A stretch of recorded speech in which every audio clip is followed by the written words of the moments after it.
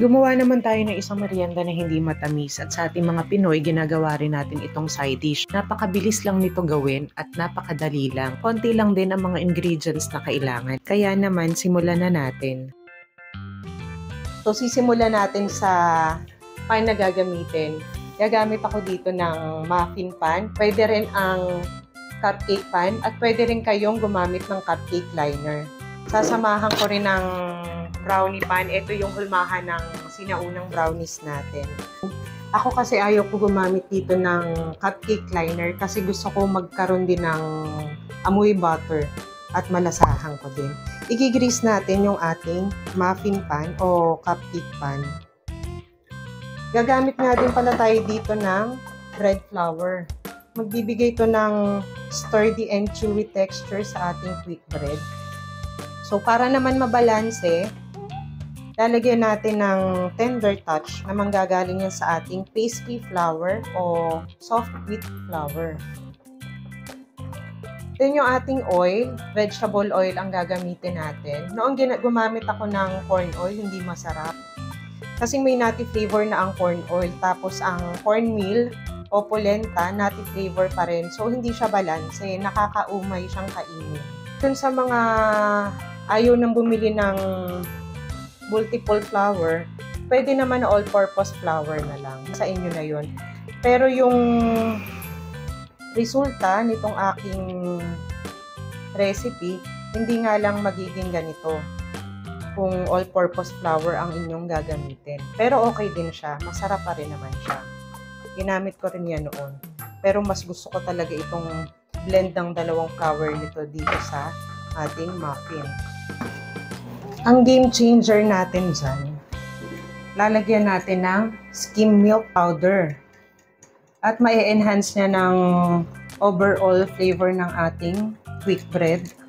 At magbibigay yan ng moisture and fluffy texture sa ating bread. Babalansehin din yan yung natural sweetness ng ating cornmeal. So, talagang masarap pagka may skim milk ang cornbread.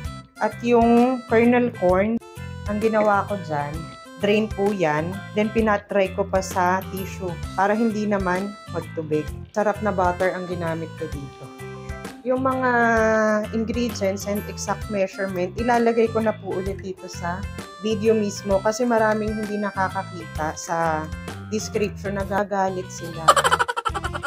So, ilalagay ko na lang dito para makita ng lahat. And exact measurement po tayo. Mas maganda yung exact measurement at mas consistent siya. Yung mga walang timbangan, mura lang naman po ang timbangan. Kung wala tayong income, magpabili tayo sa asawa natin. Pagka ayaw tayong ibili, sabihin nyo, depress kayo at ibibili kayo nun. Okay, mag-mix na tayo. Uunahin natin mag-sift ng ating dry ingredients. Bread flour to.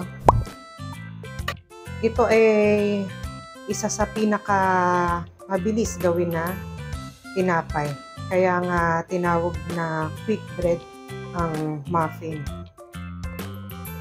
At itong ating mixture, marami siyang pwedeng gawin. Pwede nyo itong ilagay nga sa 9-inch na pan kung gusto nyo square cut. Pwede rin siyang gawing cupcake and waffles. At mamaya magpapasobra ako para makapagawa rin ako ng pancake at mapakita ko sa inyo. Ito naman ang ating soft wheat flour o pastry flour. Lalagay na rin natin dyan. Ilagay na rin natin ang ating baking powder, ating salt, at ang ating skim milk powder. Ilagay na rin natin ang ating cornmeal. Ganun din ang ating granulated sugar. Napakabilis lang nitong gawin.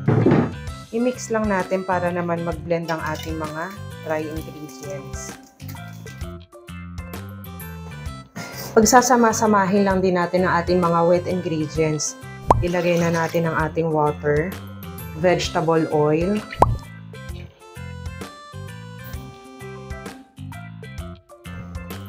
vanilla,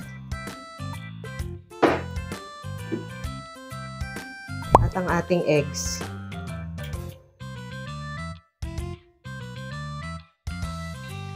Hahaluin lang natin to hanggang sa well blended na.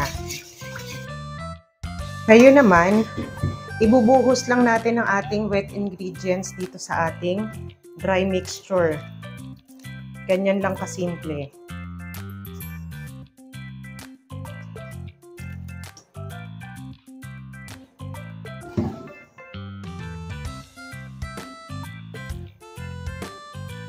Hahaluin lang natin to just until combine.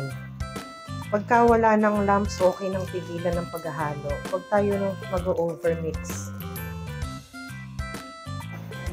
Okay, nagpalit na ako ng spatula para hindi naman ma-overmix ang ating butter.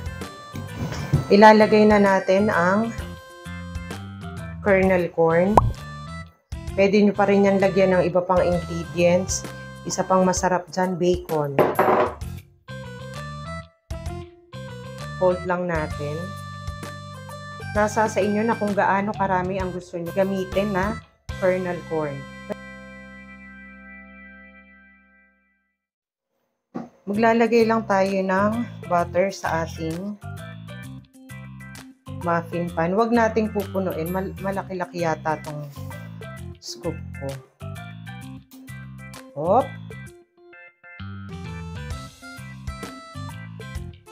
Huwag nating punuin kasi naalsa pa yan. Bago natin i-bake, bigyan natin ng konting top para maalis ang air.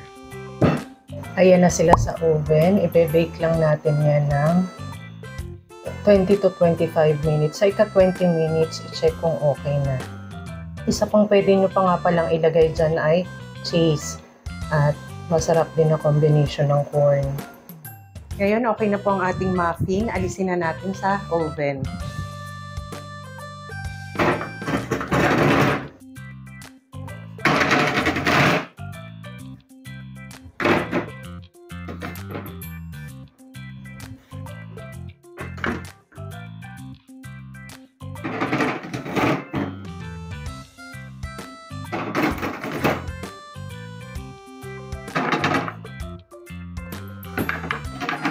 Okay, hahayaan na muna natin ang ating muffin sa kanilang pan. Mamaya na natin tanggalin. And then, i-brush natin ng butter ang ibabaw. Huwag nyo nga po pala kalimutang mag-subscribe at mag-hit ng bell button para updated po kayo sa aming mga recipe video. At special thank you nga po pala sa mga hindi nag-skip ng ads. Yung aking views na 100,000, meron ako ngayong pambili ng itlog.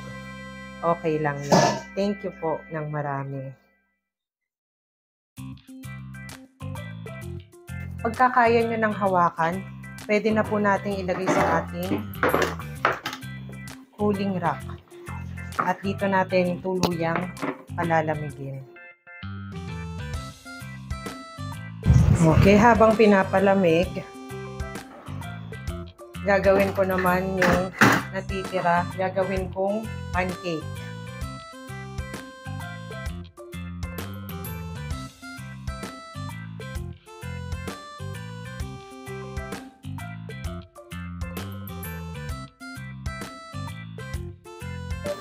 Pag nakita natin na bumubulak-bulak na yung ibabaw,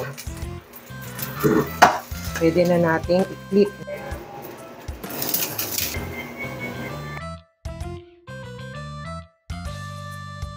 Tikman naman natin ngayon ang ating corn muffin o cornbread. Crispy yung kanyang panabe na may pagka-chewy and tender yung kanyang gitna. Ang sarap.